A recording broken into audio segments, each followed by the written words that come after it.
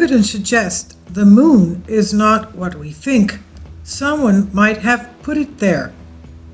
This is by Alexander Light, Humans Are Free. It is not out of the question that artifacts of these visits still exist, or even that some kind of base is maintained, possibly automatically, within the solar system to provide continuity for successive expeditions, because of weathering and the possibility of detection and interference by the inhabitants of the Earth. It would be preferable not to erect such a base on the Earth's surface. The moon seems one reasonable alternative. Forthcoming high-resolution photographic reconnaissance of the moon from space vehicles, particularly of the backside, might bear these possibilities in mind. This is what Carl Sagan says. He said, actually. Now, it's because they're hidden that way, we can't see them. Controversy has surrounded the moon for a very long time. We have leaks, research, and information from some very credible sources who have, over a span of decades, been relaying to the public that our moon is not what we think it is, and that there's also some type of extraterrestrial presence on the moon.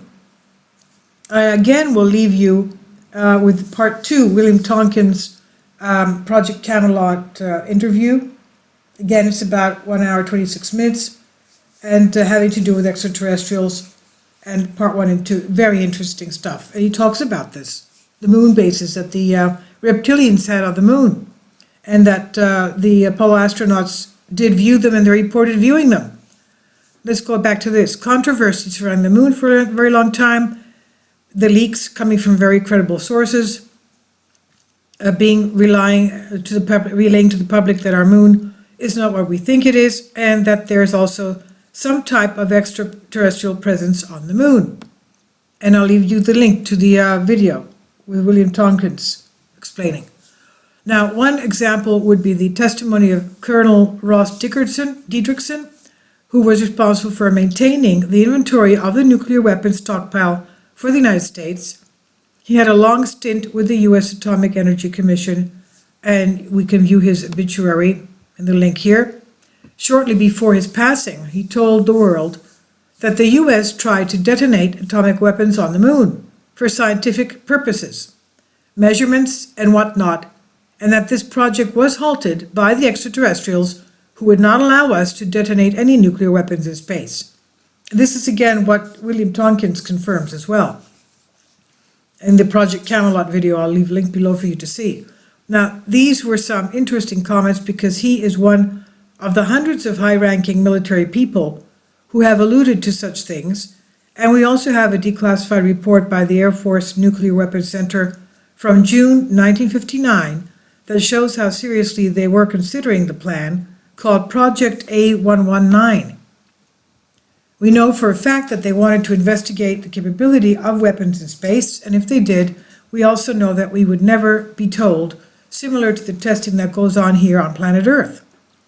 Then we have remote viewers from the Stargate program who have seen, quote-unquote, strange structures and humanoid creatures on the moon, like Ingo Swann, from his book titled Penetration, for example.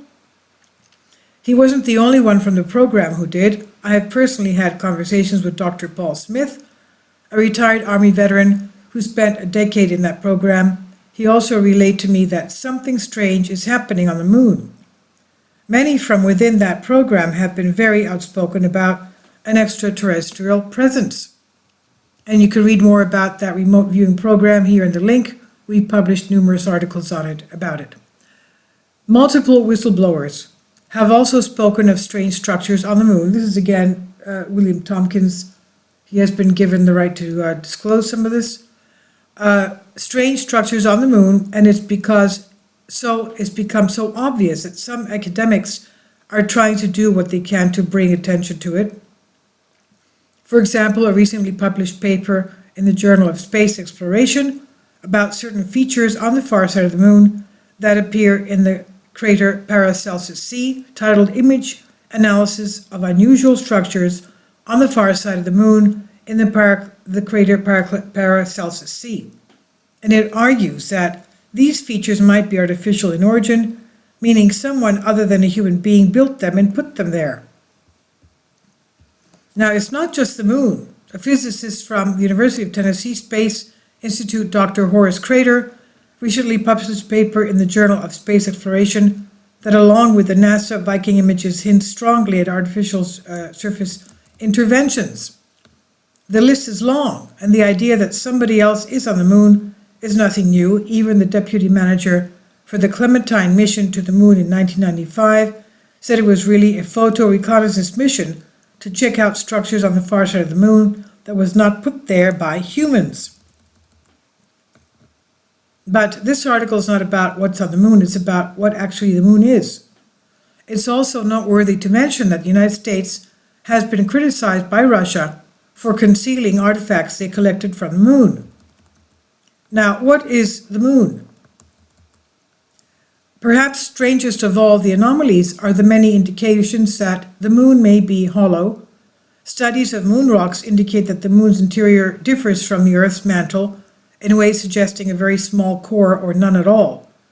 In 1962, a study found that the interior of the moon to be less dense than the exterior. This according to Jim Marrs from his book, Our Occulted History.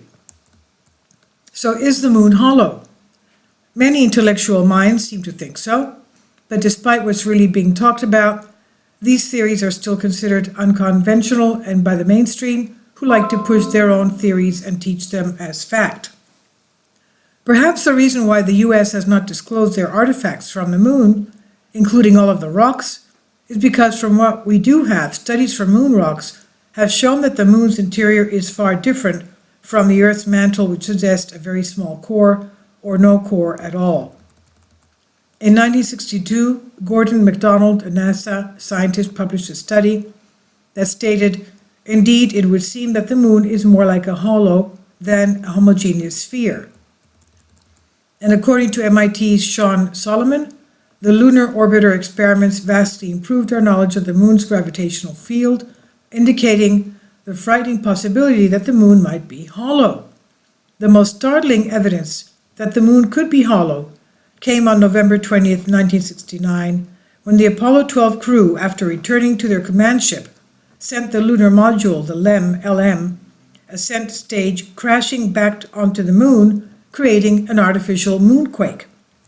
The LM struck the surface about 40 miles from the Apollo 12 landing site, where super-sensitive seismic equipment recorded something both unexpected and astonishing. The moon reverberated like a bell for more than 1 hour. It rang like a bell for more than an hour. Frank Press of MIT stated, "None of us have seen anything like this on Earth. In all our experience, it's quite an extraordinary event. That this rather small impact produced a signal which lasted 30 minutes is quite beyond the range of our experience." Now, how did the moon get to where it is? Conventional wisdom tells us that yes, the moon may have originated elsewhere and at some point came to orbit our planet. And, this is my comment now. There are in ancient Greek archaeology and history, and ancient Greek history, it's written that there were people on Earth before the moon came to be becoming our moon, captured by our gravity, to be going around our Earth. They were called the pre-Selenites, Proselenites,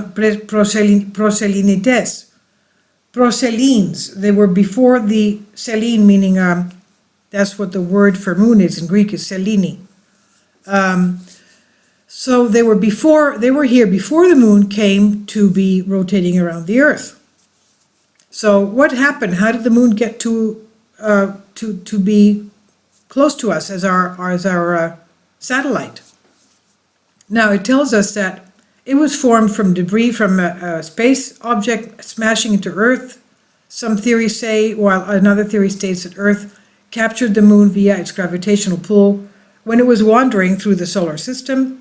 Despite that our current theories are accepted as fact, there's absolutely no evidence for the conventional hypothesis, and according to Russian scientist Isaac Asimov, an American writer and professor of biochemistry at Boston University, this is what he says: "It's too big to have been captured by Earth. The chances of such a capture having been effected and the moon then having taken up nearly circular orbit around our Earth are too small to make such an eventuality credible. And he also emphasizes that, quote, we cannot help but come to the conclusion that the moon, by rights, ought not to be there. In fact, that is it. It is one of the most, those strokes of luck almost too good to accept, end quote. Other members of the Soviet Academy of Sciences, Vasin and Shcherbakov in 1970, run by the Russian government, published an article titled, Is the Moon the Creation of Alien Intelligence? Yes, is the moon the creation of alien intelligence? This article offered another explanation for how the moon may have been created. It seems to be a better hypothesis because there is actually a considerable amount of evidence that points towards something suspicious happening on the moon. Scientist Robin Brett of NASA says it's easier to explain the non-existence for the moon than its existence. And Erwin Shapiro, Harvard astrophysicist, says the best explanation for the moon is observational error. The moon does not exist. But yet it does, doesn't it? So think about it. The moon is in a nearly perfect circle when it comes to its origin, all the while being synchronized with its period of revolution, so one side always faces the Earth. As Mars points out, quote, this circular orbit is especially odd, considering that the moon's center of mass lies more than a mile closer to the Earth than its geometric center. This fact alone should produce an unstable, wobbly orbit, much as a ball with its mass off-center will not roll in a straight line. So were the Sumerians onto something concerning all this? Many within this field are really into ancient Greek and ancient Sumerian lore. Take Apollo 12 astronaut Al Worden, for example, who made some very interesting comments about the Sumerians as well as extraterrestrial life in a live interview you can watch here. In the late 1960s, a senior scientist from the Planetary Science Institute, William Kenneth Harmon, stated he believes that the moon results from a collision between Earth and another body, at least the size of Mars. This became known as the Big Whack theory, and it correlated to the story told in ancient Sumerian tablets. And according to several interpretations of Sumerian tablets, most notably from Zechariah Sitchin, more than 4 billion years ago, a large watery world called Tiamat was in orbit between Mars and Jupiter. Nibiru, a planet that supposedly entered into our solar system and enters once every 3,600 years, caused Tiamat to crack under gravitational stress. Tiamat was cracked in half when one of Nibiru's moons knocked into it, which also knocked a large portion of Mars. This is very interesting because recently scientists have confirmed that Mars used to be a very watery world, an Earth-like planet. There is even large amounts of evidence for ancient life on Mars before what appears to be a dramatic climate shift. Scientists hypothesize that the climate shift was a result of a large collision. The larger chunk of Tiamat became planet Earth. So it's interesting to make that connection. Now back to the moon. Quote, it's important to remember that something had to put the moon at or near its present circular pattern around our Earth, just as an Apollo spacecraft circling the Earth every 90 minutes, while 100 miles high, has to have a velocity of roughly 18,000 miles per hour to stay in orbit, so something had to give the moon the precisely required velocity for its weight and altitude. The point, and it is one seldom noted in considering the origin of the moon, is that it is extremely unlikely that any object would just stumble into the right combination of factors required to stay in orbit. Something, quote unquote, had to put the moon in its altitude, on its course, and at its speed. The question is, what was that something, says Mars. So it's hard to believe that the precise and stationary orbit of the moon is simply a coincidence. Mars says, is it also a coincidence that the moon is at just the right distance from Earth to completely cover the sun during an eclipse? While the diameter of the moon is a mere 2,160 miles against the sun's gigantic 864,000 miles, it is nevertheless in just the proper position to block out all but the sun's flaming corona when it moves between the sun and the earth. Now, according to Isaac Asimov, there is no astronomical reason why the moon and the sun should fit so well. It is the sheerness of coincidences, and only the earth among all the planets is blessed in this fashion. End quote.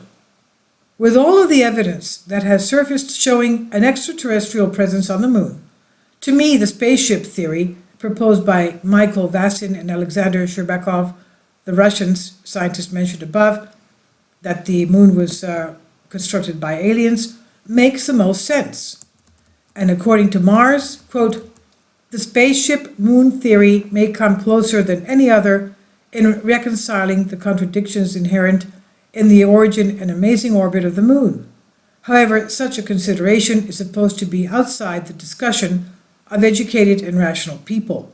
The circular logic of conventional science regarding the origins of the moon runs something like this. We know that extraterrestrials don't exist, but we do know that the moon exists and has been mentioned throughout human history. We humans did not create it nor place it in orbit around Earth. It must have been done by extraterrestrials because we know they don't exist, we will simply call it an anomaly and will not publicly say any more about it. End quote. Sources are Collective Evolution, Our Occulted History, Do the Global Elite Conceal Ancient Aliens by Jim Marrs, and this is on Humans Are Free, and this is Creative Commons.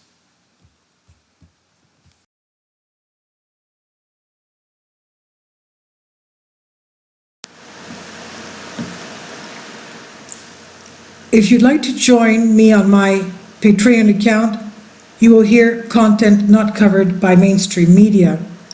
These riveting stories will be based on my research, and I will state my opinions and give my personal insight on diverse and controversial subjects and world events not covered by mainstream media, and not supported by YouTube guidelines. So whatever I have on my Patreon, most of those will not be on my YouTube channel. Please consider becoming a member today. More of the most significant and important videos will be on my Patreon channel. Your support helps me to continue my research and keeps this YouTube channel alive. And we depend on your support, your generous charity, because we help economically challenged families here in Athens, Greece, in Kapota, and we also help the young generation with university tuition and the community around our church. Thank you.